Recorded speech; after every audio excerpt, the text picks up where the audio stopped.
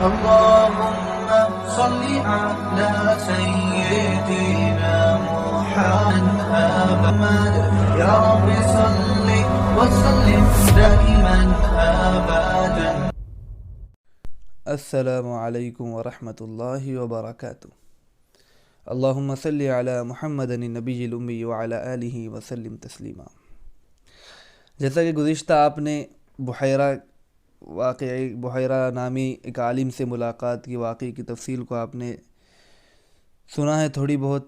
انشاءاللہ اب اس پارٹ میں ہم دیکھیں گے کہ اس واقعے میں کیا پیش آیا، اس نے آپ صلی اللہ علیہ وسلم سے کیا کیا سوالات کیے، اور اس نے اپنے نبی آخر الزماں یعنی جو آخری نبی ہیں ان کی علامات جو پچھلی کتابوں میں لکھی ہوئی تھی، تورات میں، انجیل میں، جس کو آج کل بائبل کہا جا رہا ہے، تو اس کے اندر آپ صلی اللہ علیہ وسلم کی کیا کیا علامتیں تھیں، ان علامتوں کو وہ آپ صلی اللہ علیہ وسلم سے کمپیئر کرتا ہے اور دیکھتا ہے کہ کیا واقعی یہی آخری نبی ہیں. دیکھیے واقعے کی تفصیل. ہوا یہ کہ جب ابو طالب کا قافلہ حجاز سے گزر کر یعنی عرب سے نکل کر ملک شام میں داخل ہوا تو قافلے والوں نے معمول کے مطابق ایک مقام پر ایک درخت کے نیچے پڑاؤ ڈالا، یعنی آرام کرنے کے لیے، کھانے پینے کے لیے وہاں پر ٹھہر گئے. اس جگہ مکے والے اپنے اونٹوں کے چارے، پانی اور اپنی ضروریات کے لیے ہمیشہ ہی ٹھہرا کرتے تھے. اس جگہ سے قریب ایک عیسائی عالم کی عبادت گاہ تھی. وہ کبھی کسی آنے جانے والے کی طرف توجہ نہ تو کرتا تھا اور نہ کسی کو دیکھتا تھا. لیکن اس دن اس نے دیکھا کہ قافلے کے اترنے کے بعد درخت کی ٹہنیاں نیچے کی طرف جھک گئی ہیں، اور ابر کا ایک ٹکڑا آپ صلی اللہ علیہ وسلم کے اور سورج کے درمیان ہو کر دھوپ کو آپ صلی اللہ علیہ وسلم سے روک رہا ہے. یہودی اور عیسائی علماء نبی آخر الزماں صلی اللہ علیہ وسلم کی ذات اور ان کے ظاہر ہونے کی تمام علامات سے اس طرح واقف تھے جیسا کہ کوئی باپ اپنے بچے سے واقف ہوتا ہے.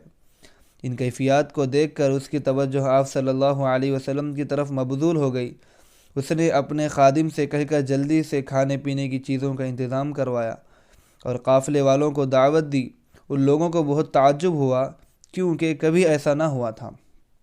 بہرحال ان لوگوں نے دعوت قبول کر لی اور جب راہب کے گھر جانے لگے تو آپ صلی اللہ علیہ وسلم کو کم عمر ہونے کی وجہ سے ساتھ لے جانا مناسب نہ سمجھا.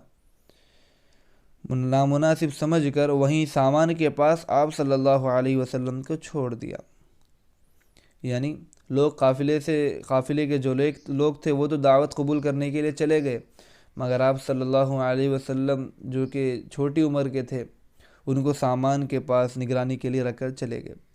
جب سب لوگ اکٹھا ہو گئے تو راہب نے ان پر ایک کڑی نظر ڈالی. اس کو ان لوگوں میں وہ انوار و برکات اور خاص علامات نظر نہ آئیں جو اس جگہ دکھائی دی تھیں. اس لیے معلوم کیا کہ کوئی آدمی رہ تو نہیں گیا. ان لوگوں نے کہا ہمارے ساتھ ایک چھوٹا بچہ تھا، اسے وہیں چھوڑ دیا ہے، باقی سب موجود ہے. راہب نے کہا نہیں، سب لوگ شریک ہوں، بچہ بھی نہ چھوٹے. آپ صلی اللہ علیہ وسلم کو بھی بلایا گیا. جب آپ صلی اللہ علیہ وسلم آ گئے تو اس عیسائی عالم نے آپ کو بار بار دیکھا، قریب سے دیکھا، آنکھوں میں غور کیا، پیٹھ پر مہر نبوت کو دیکھا. یعنی جو نبی ہوتے ہیں، مہر یعنی اسٹیمپ کے معنی ہیں اس کے کہ ہر نبی کی پیٹھ پر ایک مہر نبوت یعنی نبوت کا اسٹیمپ ہوتا ہے، تو اس کو بھی دیکھا. جب کھانے سے فراغت ہو گئی تو اس نے مزید اطمینان کے لیے آپ صلی اللہ علیہ وسلم سے کہا میں تم سے کچھ پوچھوں گا، تم کو لات و منات کی قسم ہے. لات و منات اس وقت عرب کے بہت مشہور خدا مانے جاتے تھے، مشہور بت سمجھے جاتے تھے. لوگ ان سے دعائیں کرتے تھے اور منتیں مانگتے تھے، ان کے نام پر قربانی کرتے تھے. تب چونکہ ان کی لات و منات یہ جو بت تھے، جو مورتیاں تھیں، ان کی عرب کے لوگوں میں بہت زیادہ عزت تھی. تو اس نے آپ صلی اللہ علیہ وسلم کو عرب ہی سمجھ کر ان سے جو ہے ان کی قسم دلا کر پوچھنا چاہا، مجھے صحیح جواب دینا. آپ صلی اللہ علیہ وسلم نے فرمایا مجھ سے لات و منات کی قسم دے کر کچھ نہ پوچھو، مجھے ان سے چڑ ہے. گویا کہ آپ صلی اللہ علیہ وسلم ابتدائی سے شرک کے مخالف تھے اور مورتیوں سے آپ صلی اللہ علیہ وسلم انتہائی سخت نفرت تھی. آپ نے فرمایا مجھے ان سے چڑ ہے۔ اس نے کہا اچھا اللہ کے واسطے سے مجھے جواب دو۔ آپ صلی اللہ علیہ وسلم نے فرمایا اللہ کے واسطے ضرور بتلاؤں گا۔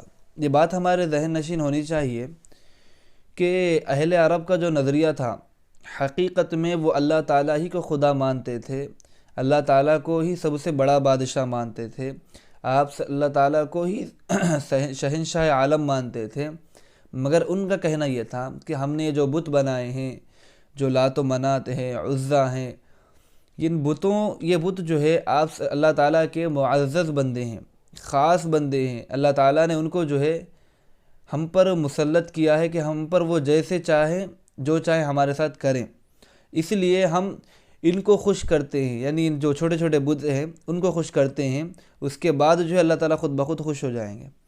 جیسا کہ آج کل بھی مثالیں دی جاتی ہے کہ اگر ہم کو جو ہے کسی سی ایم کے پاس پہنچنا ہے، پی ایم کے پاس پہنچنا ہے، تو ہم کیا کرتے ہیں کہ اس کا جو پی اے رہتا ہے، اس کے جو ہاتھ کے نیچے کام کرنے والا ہوتا ہے اس سے دوستی کرتے ہیں، اس سے ملاقات کرتے ہیں، تب جا کر جو ہے ہماری بڑے آفیسر سے یا پھر بڑے عہدیدار سے ملاقات ہوتی ہے۔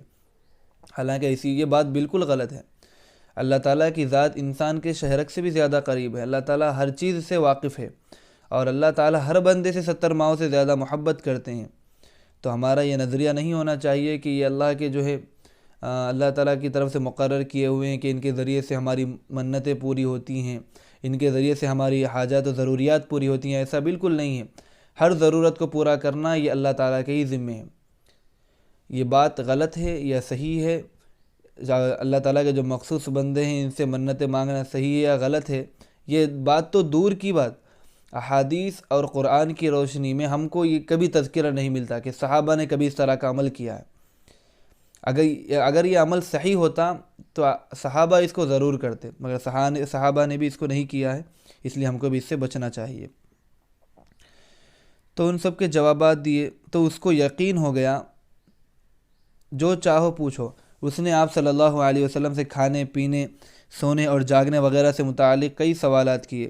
آپ صلی اللہ علیہ وسلم نے ان سب کے جوابات دے دیے تو اس کو یقین ہو گیا کہ آپ ہی اللہ کے وہ آخری نبی ہیں جن کی ہر نبی نے خبر دی ہے، اور اہل علم صدیوں سے یعنی کئی 100 سالوں سے انتظار کر رہے ہیں۔ اس کے بعد ابو طالب سے پوچھا کہ بچہ آپ کا کیا لگتا ہے، چونکہ ابو طالب آپ صلی اللہ علیہ وسلم کے چچا تھے، اور باپ کے گزر جانے کے بعد انہوں نے ہی باپ، ماں اور دادا گزر جانے کے بعد آپ ہی نے ان کی پرورش کی تھی، تو وہ محبت میں بڑھ کر جو ہے کہنے لگے کہ انہوں نے کہا کہ یہ تو میرا بیٹا ہے۔